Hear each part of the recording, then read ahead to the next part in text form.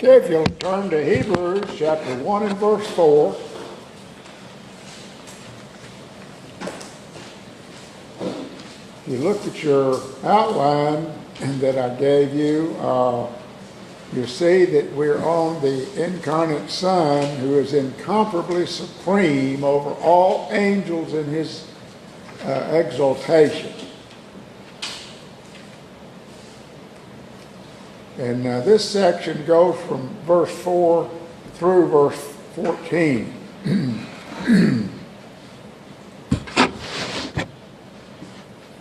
The writer says, being made so much better than the angels, as he hath by inheritance obtained a more excellent name than they.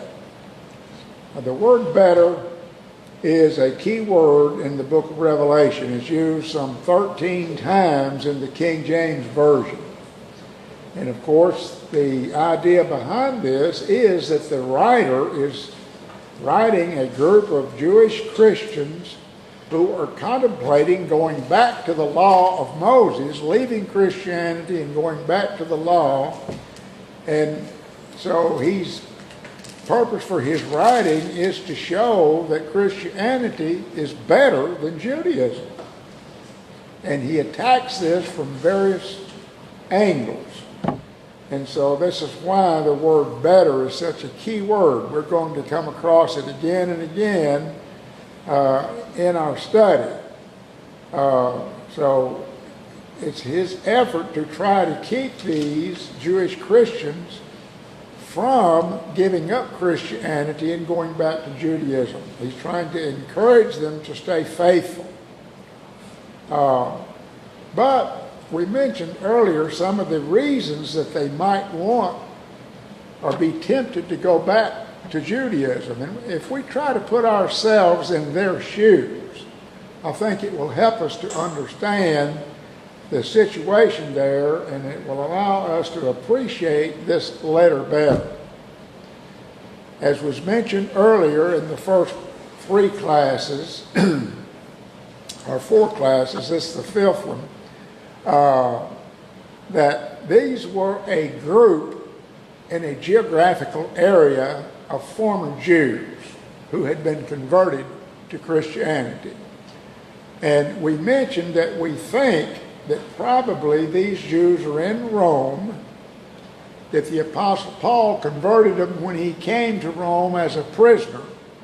And we went through some of this where he was given great freedom. He was allowed to live in a rented house even though he was a prisoner.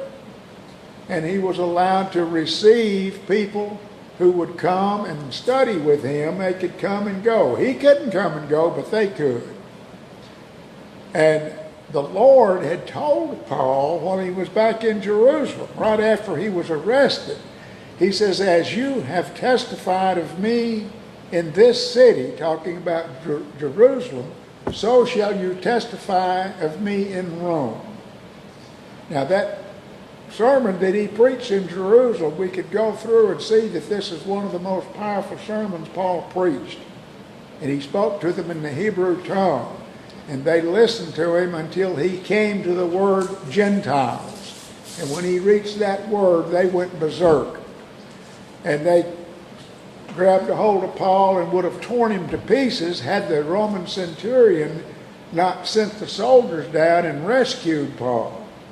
But the Lord appeared to Paul in a vision that night and told him that he would testify in Rome just as he had testified in Jerusalem. So if it was just as he testified in Jerusalem, his audience in Rome would be Jews, because that's what they were in Jerusalem. So when he got to Rome, the first thing he did was to call the Jewish leaders together. There were some 7 synagogues in Rome. He called them together and he told them why he was there, and they says, well, we haven't heard any bad thing about this way. It was Christianity. He says, we'd like to hear about it. So he made an appointment, and the next day they came early and they stayed till late. And Luke says that some believed and some did not. Now, that simply means that's a way of saying about 50-50. So, if there were 7 synagogues in Rome and 50% obeyed the gospel over the 2-year period that Paul was a prisoner there and they were free to come and go, this was probably his greatest work in one single place that he had ever done. There's no telling how many hundreds of Jewish people became Christians out of the 7 synagogues. So, in the Roman citizens' eyes, these people were still Jews because they had been Jews all this time. And Rome had passed special laws to allow the Jews to worship their God according to their law. So they were free to worship God according to the Mosaic law. So they weren't being persecuted. After Nero set fire to the city in 64, June of 64, and to deflect the blame from himself, he blamed the Christians, and the Christians who were looked down upon by the Roman population were actually blameworthy in the Roman population's eyes, because the Christians, they were a feared people. You think of it like this. In the eyes of the Roman citizens, the Christians were disloyal. They were atheists because they wouldn't worship the Roman gods. They were cannibals because they ate flesh and drank the blood of the one that they worshiped. They practiced incest because they had sexual relations with those that they called brothers and sisters. Husbands and wives who were Christians were brethren, and yet they had sexual relations, so they were incestuous. They were guilty of treason. They met in secret. People didn't know what was going on when they met, and you could let another Christian come in and he was just accepted in their group and just swallowed up with love and all this, and they were afraid of them. And that's why in the Roman population's eyes, the citizens of Rome, these Christians, being a feared group, were worthy of blame, and they really believed that they set fire to the city. And as a result, thousands of them were put to death. They were killed. Nero kept his gardens lit at night with the burning bodies of Christians on stakes. They were killed every imaginable way that you can think of. The worst, most bloody way, the better the Roman people liked it. Well, these Jewish Christians sympathized with these Gentile Christians, and they tried to help them, and their sympathy earned for them some blame. But we know that none of the Jewish Christians had suffered unto death, because he plainly tells us that none of them had yet resisted unto blood, but yet they did have some of their possessions confiscated, and they were ridiculed and made fun of and so forth. So they were tempted to leave Christianity and go back to Judaism, because in Judaism they didn't have any of these persecutions. So this was really the reason they were contemplating leaving Christianity and going back to Judaism.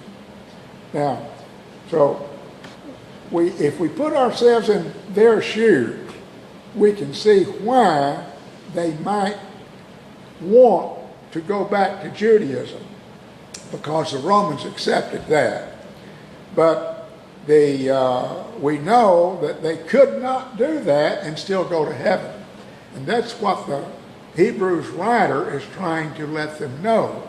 That don't do this, because Jesus in Christianity is better than Moses and Judaism. And this is the theme of the book.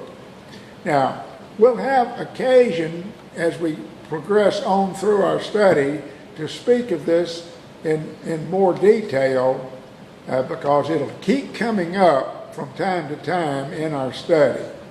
But I do want to mention at this point that Jesus is designated here God's Son from two different points of view. Just like he said, being made so much better than the angels, as he hath by inheritance obtained a more excellent name than the angels. So we've already seen that this name which he inherited, which was better than the angels, was Son. Because we know that Son is better than a messenger. The word angel means, in fact, angelos in the Greek is transliterated into English with angel, and it means messenger.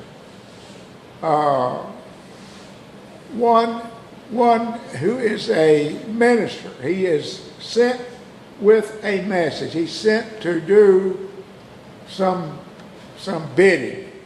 Now, here the King James Version in verse 4 is not real accurate. In fact, it makes us think of something that's untrue. It says, being made so much better. Jesus wasn't made so much better. The correct translation is having become so much better than the angels. Jesus wasn't made so much better because he was made a human being. Well, is a human being better than an angel? No, he's lower than an angel, isn't he? Angels are above human beings. Well, the King James Version has the wrong idea. He wasn't made better than the angels, but the American Standard Version is having become so much better than the angels is correct. But how was it that Jesus became better than the angels? Through what means did he become better than the angels? Because of his name. No, because this name he inherited. But, crucifixion? pardon me? Crucifixion? The crucifixion. Sacrifice. Yeah, but what he did, the things he did, it made him better. Having become so much better was a process that he went through, and this process that he went through was fulfilling God's law, obeying God in every detail, so that he did everything that God wanted done so that God could save mankind. So when Jesus did all these things, this is what made him better than the angels. No angel ever did these things. All right? Well, that kind of falls into the terminology of being perfected. We're perfected through Christ in the same way that he perfected the will of the Father. And he had to accomplish that in the flesh, and that's why he became flesh, to be able to do that. Yeah, exactly. And the writer here makes this same point over and over, but from different points of view. That's why the word better is used 13 times in this book, because he shows in how many different ways Jesus and Christianity is better than Moses and the law. Everything about it.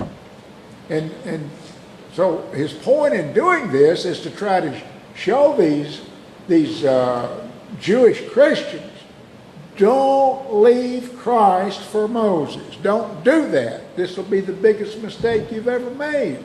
You'll be leaving something that's so much better to go to something so much inferior that you're going to lose out. And this is the purpose for his writing the book of Hebrews. This is why, in my opinion, this book of Hebrews is the best book in the Bible to encourage someone to maintain his faithfulness. It's just, there's no comparison with it. It's to continue to be faithful. And when we reach the point in our life that we become weak and we just don't think we can continue on with our faithfulness, we need to study Hebrews, because that's the purpose for which it's written.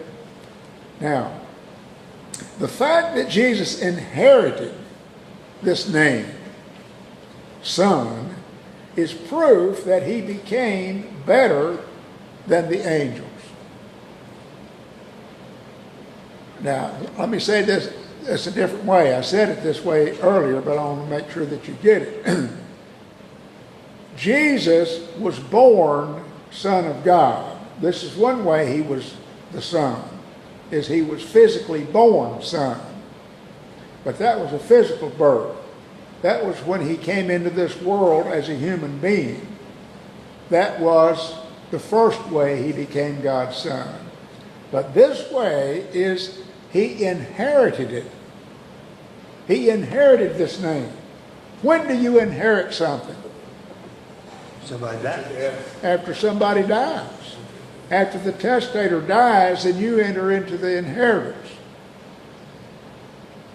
Well, Jesus was unique in that he was the testator and the heir, both. His testament allowed him, which he fulfilled, allowed him to be heir of all things. And you know, that's what he said back up in verse 2. Is God appointed him heir of all things, but he appointed him heir as son. In other words, it was through his sonship that he became the heir. So his sonship allowed him to do everything that needed to be done in order to fulfill God's plan for saving man. Now, what does this tell us? It tells us that no one else could have done it. Why? Because no one else was God's Son. Only God's Son could do this. He's the only one that could have done it. Well, how did he become God's Son? He became born as God's Son. You remember Mary says, how can these things be, seeing I've never known a man? What did the angel tell her? Yeah, it's the power of the highest will come upon you, and you shall conceive in your womb, and that holy thing which will be born will be the Son of God. So that's the way it happened. That's why this baby that was born in this fashion was the only being on earth that could have possibly done everything that needed to be done to inherit, to be appointed heir to inherit all things. All right? Is that why then in John 1, it doesn't really, the first few verses doesn't call him a son, but he describes him as the Word in the beginning, and the Word was God and with God, but he wasn't the Son yet, but he was there, and everything that was made through him and for him? Yeah. Down in verse 14, and the Word became flesh. But all up above 14, he wasn't flesh. Now, well, he came into the world, and he was the light of the world, and his light was the life of men. But this was during his work. But the Word became flesh, and John says, and we beheld his glory. The glory is of the only begotten of the Father, full of grace and truth. So there's this subject is so vast that there are many, many scriptures that will refer to it that we just don't have time to go into. But I just wanted to mention that Jesus Christ was God's Son from two different points of view. Number one, he was God's physical Son. And how did that happen? Through the birth. And then we're going to learn that he is God's spiritual Son. How did that happen? By being obedient and fulfilling the law. By being resurrected from the dead. This is God's, and we'll see that here. I'm getting ahead of myself a little bit. But anyway, this Son then, he obtained a more excellent name than they. This word obtained is he obtained it through his inheritance. That's the way he obtained it. He came in possession of it because he inherited it. Okay. Is there any comment on verse 4? Now, verse 5, we'll probably get back into some of this because it's about the same subject. For unto which of the angels said he at any time, Thou art my son, this day have I begotten thee. And again, I will be to him a father, and he shall be to me a son. So these are two rhetorical questions. The writer is asking these questions to make the readers think. He wants them to think. When did God ever tell an angel that thou art my son, this day have I begotten thee? He never did. And that's the point here. So, and angels, in the Jewish mind, angels were very high. They were exalted and highly esteemed in their mind. So, the writer here is not belittling angels. He's ascribing the rightful place to them, but even though they are high, the Son is higher. So if the angels are high and the Son is better, where is the Son?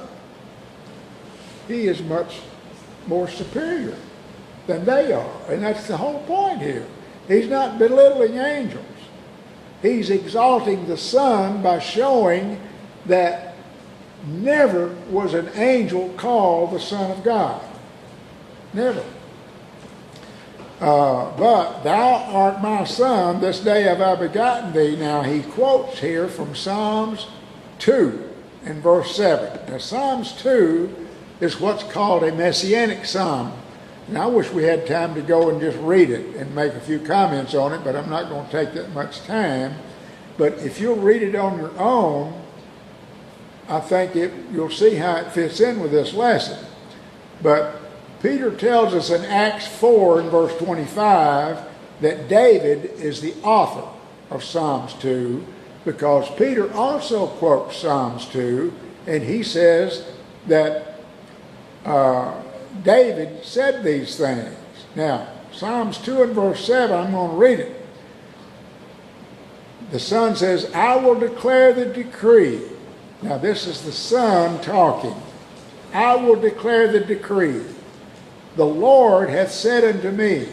So the Son is saying that Jehovah has said unto me, Thou art my Son, this day have I begotten thee. So we have the Son quoting his Father and saying that his Father says unto him, Thou art my Son, this day have I begotten thee. Now, this is quoted here in Hebrews 1 and verse 5, and this refers to a prophecy that God had given David in 2 Samuel 7, verses 14 through 16. I'm going to read you this prophecy. Here, David, who was a man after God's own heart, was given this prophecy when God says, I will be his father and he shall be my son. If he commit iniquity, I will chasten him with the rod of men and with the stripes of the children of men. But my mercy shall not depart away from him, as I took it from Saul, whom I put away before thee. Talking to David. And thine house and thy kingdom shall be established forever before thee. Thy throne shall be established forever. Now this prophecy in 2 Samuel verse 7 speaks of God's promise to David. David had wanted to build God a house. This was the background to 2 Samuel 7. David wanted to build God a house. He had all the materials stockpiled, and he was ready to build it. But God says, no, you're not going to build me a house. I'm going to build you one. one of your descendants is going to come and build my house. Not you. But I'm going to establish your house so that you will have a descendant who will come and reign on this throne forever. Now, who do you suppose that descendant is? The son of David that's going to reign on David's throne forever. It's Jesus who's going to build God a house. God wasn't going to let David build him a house. He said, I'm going to build you one, and your descendants going to build me one. And that's what 2 Samuel 7 is all about.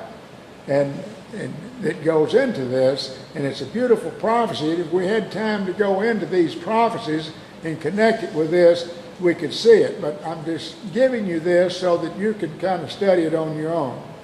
So the Messiah here quotes Jehovah in Psalms 2 and verse 7 as saying, Thou art my son. And this affirmation is made at Jesus' baptism, and it's also made at his transfiguration. In Luke 3:22, when Jesus was baptized, the Holy Spirit descended in a bodily shape like a dove upon Jesus, and a voice came from heaven which said, Thou art my beloved Son, in thee I am well pleased. So God confessed that Jesus was his son at his baptism. And again in Luke 9:35 on the Mount of Transfiguration, when Peter says, Lord, it's good for us to be here. Let us make here 3 tabernacles, one for thee, one for Moses, and one for Elias. The cloud overshadowed, and a voice come from cloud, and he spoke, and he says, what did the voice tell him? This is my beloved son. This is my beloved, hear ye him. So again, at the transfiguration, he was declared to be God's son. So on those 2 occasions, God declared both of these affirmations speak of Jesus being declared as God's son for the first time. Now this is the same son that was born by the Immaculate Conception. He came through, he was baptized, entered into his ministry, and toward the close of his ministry on the Mount of Transfiguration, God again confessed that he was his son. So all this has to do with the first declaration that Jesus was God's physical son through his natural birth. Now, but here we have that the Apostle Paul, when he's preaching to the Jews and the God-fearing Gentiles in Antioch of Pisidia, he refers to Christ's resurrection as the time when he was begotten of God. Let's read that. Acts 13:33.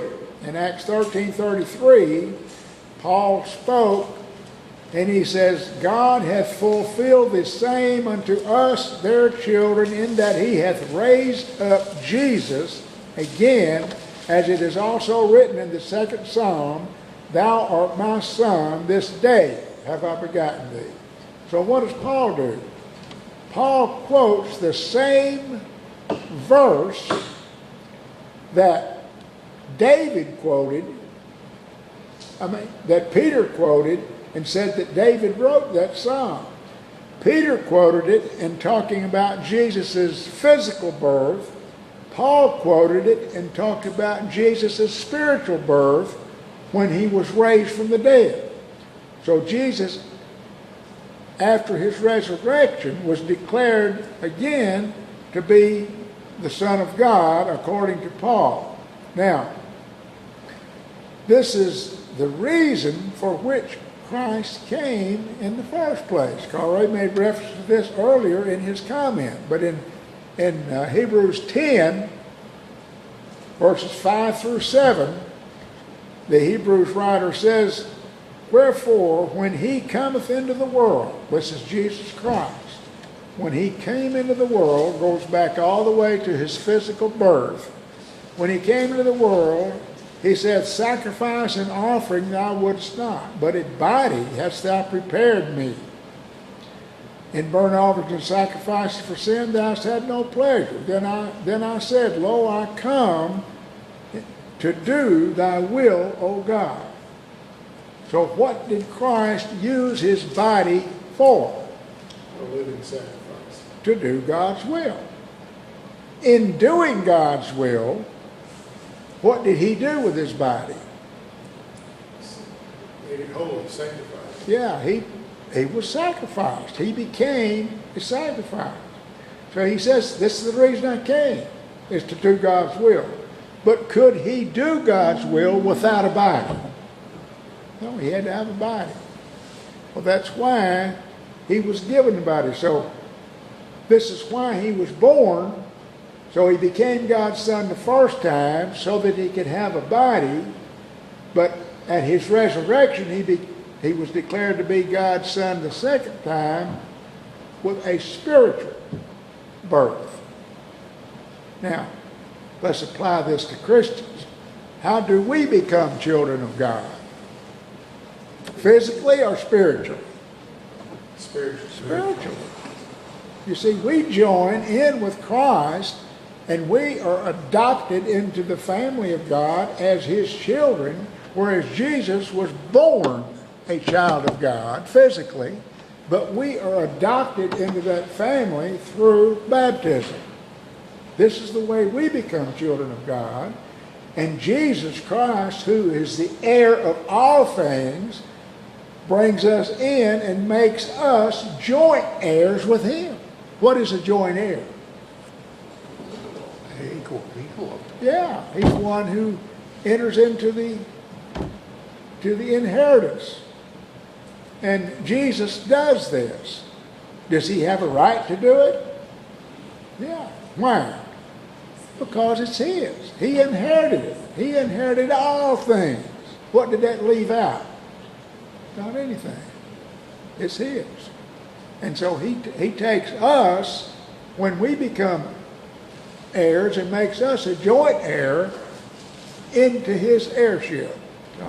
Does the statement that God made back in the time of Noah, when he said, my spirit shall not struggle with man, does that have any relationship to what we're talking about here, how the difference between man and Jesus was?